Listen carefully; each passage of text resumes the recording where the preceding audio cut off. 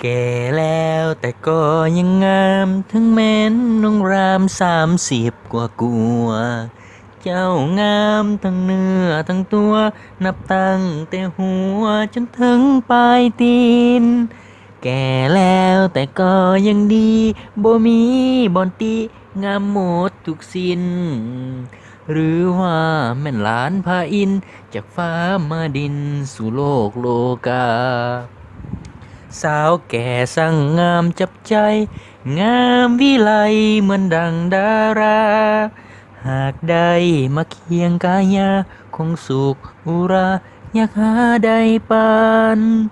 แก่แล้วแต่ก็ยังงามอยากขอติดตามไปยามถึงบ้านอยากได้เป็นคู่สีวันโปรดจงสงสารอย่าให้ฝันมาลาย สาวแก่สั่งงามจับใจงามวิไลเหมือนดังดาราหากได้มาเคียงกายาคงสุขอุราอยากหาได้ปานแก่แล้วแต่ก็ยังงามอยากขอติดตามไปยามถึงบ้านอยากได้เป็นคู่สีวันโปรดจงสงสารอย่าให้ฝันมาลาย